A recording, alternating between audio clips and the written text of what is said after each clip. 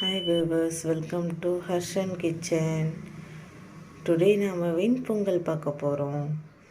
எல்லாருமே வெண்பொங்கல் செய்வீங்க, நிறைய பேர் போட்டும் இருக்காங்க. ஒருத்தருக்கு கரெக்டான அளவு தெரியாது, அதனால் வெண்பொங்கல் டேஸ்ட்டாகவும் இருக்காது, ரொம்ப இதாக இருக்கும். நாம் இன்றைக்கி எப்படி வெண்பொங்கல் செய்யறதுன்னு பார்த்துக்கலாம். நான் இந்த டம்ளரில் தான் 1 டம்ளர் அரிசி போட்டிருக்கேன். இந்த டம்ளரில் 1/2 டம்ளர் நான் பாசிப்பருப்பு எடுத்து ரோஸ்டட் பண்ண போகிறேன். பாருங்கள், நான் 1/2 டம்ளர் எடுத்து கடாயில் போட்டு ரோஸ்டட் பண்ண போகிறேன். இது லைட்டாக ரோஸ்டட் ஆகட்டும். இது லைட்டாக வறுபட்ட உடனே நம்ம எடுத்து அதிலையே போட்டு ரெண்டுத்தையும் சேர்த்து ஊற வச்சிடலாம்.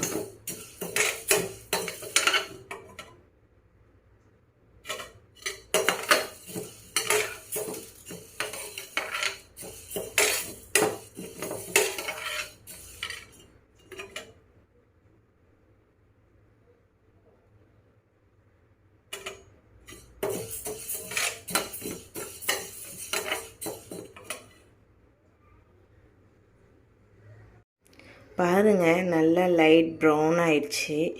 நம்ம இப்போ அந்த அரிசியில் எடுத்து போட்டுக்கலாம். நம்ம அரிசியில் போட்டாச்சு. இப்போ இதில் தண்ணி பிடிச்சி வச்சுக்கலாம்.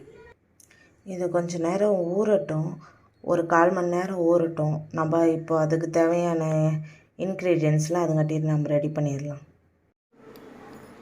நம்ம அரிசி ஊற வச்சுருக்கோம் பருப்பையும். இதில் 4 திராட்சை, ஒரு 4 முந்திரி போட்டு வச்சுருக்கேன். இதில் 1 ஸ்பூன் ஜீரகம், 1 ஸ்பூன் மிளகு, தேவையான அளவு உப்பு, 1 ஸ்பூன் நெய் எடுத்து வச்சுருக்கேன்.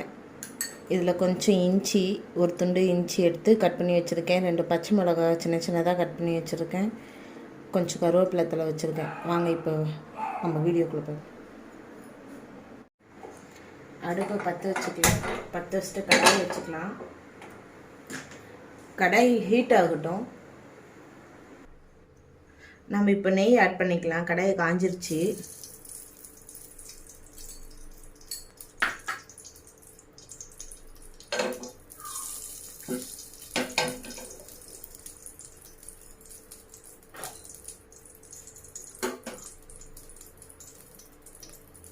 இதில் நம்ம இந்த ஒரு துண்டு இஞ்சி வச்சுருக்கோம்ல, அதை போட்டுடலாம்.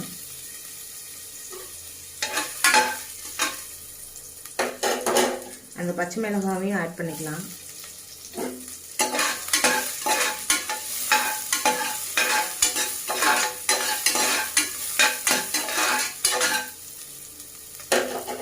இப்போ இந்த கருவேப்பிலை தலையும் போட்டுக்கலாம்.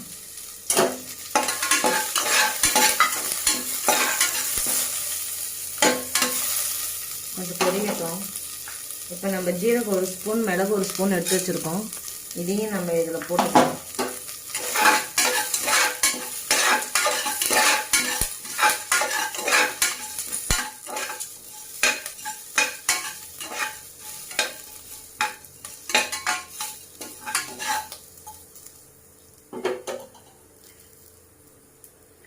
இப்போ நம்ம இந்த அரிசி பருப்பு வச்சுருக்கோம்ல, இது ரெண்டுத்தையும் நம்ம இதில் போட்டு ரோஸ்ட் பண்ணிக்கலாம்.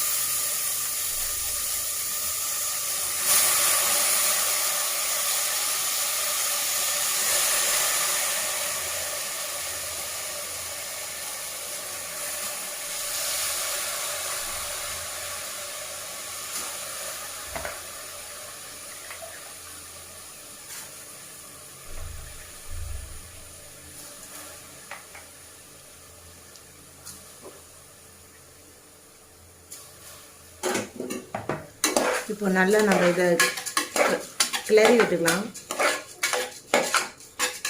எல்லாம் மிக்ஸ்ட் ஆகட்டும்.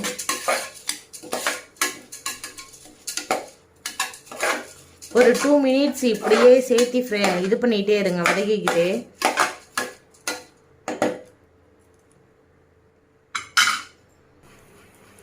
இப்போ 2 மினிட்ஸ் ஆயிடுச்சு.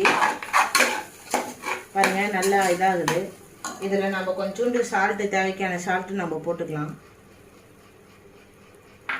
போட்டு நல்லா ஃப்ரை பண்ணிடணும். இதை வதக்கின வாட்டி நான் இப்போ 1 டம்ளர் அரிசினா 3 டம்ளர் தண்ணி ஊற்ற போகிறேன். நான் 2 டம்ளர் எடுத்திருக்கேன். ஸோ நான் பருப்பு சேர்த்தி தான் 2 டம்ளர், 6 டம்ளர் தண்ணி ஊற்ற போகிறேன்.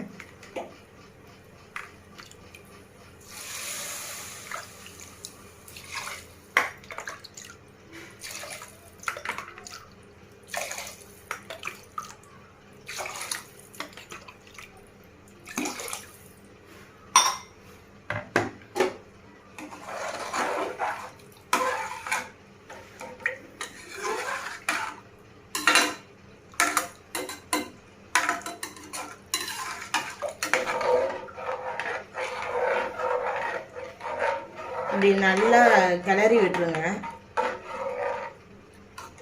இப்போ நீங்கள் உப்பு பார்த்து மூடி வச்சிடலாம். உப்பு போட்டு நான் பார்த்துட்டேன், எனக்கு கரெக்டாக இருக்குது. நான் குக்கரை மூடி வச்சிட போகிறேன்.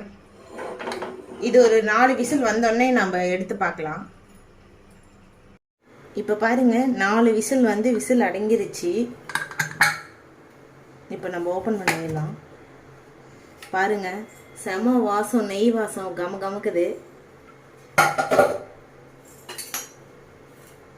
இப்போ நம்ம இதை நல்லா கொலையை இப்படி எடுத்து விட்டுறலாம்.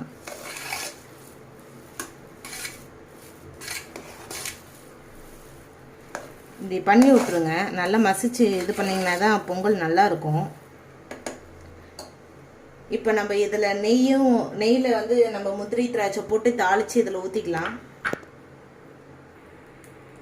இப்போ நான் ஒரு சின்ன தாளிக்கிற கரண்டி வச்சுருக்கேன், இதை வச்சிடலாம். இதில் கொஞ்சம் நெய் ஆட் பண்ணிக்கோங்க. நெய் பிடிக்காதவங்க எண்ணெய் கூட ஆட் பண்ணிக்கலாம். ஆனால் பொங்கல்னாவே நெய் தான். நான் கொஞ்சம் நெய் ஊற்றிக்கிறேன்.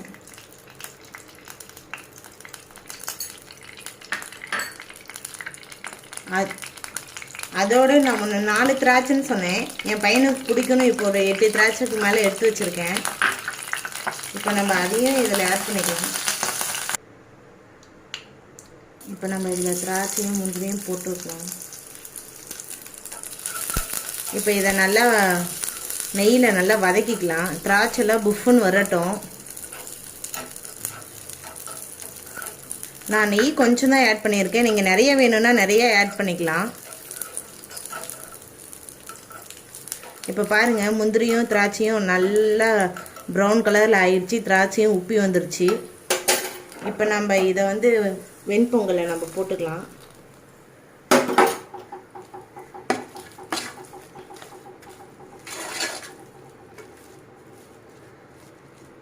நல்லா மிக்ஸ் பண்ணுங்கள்.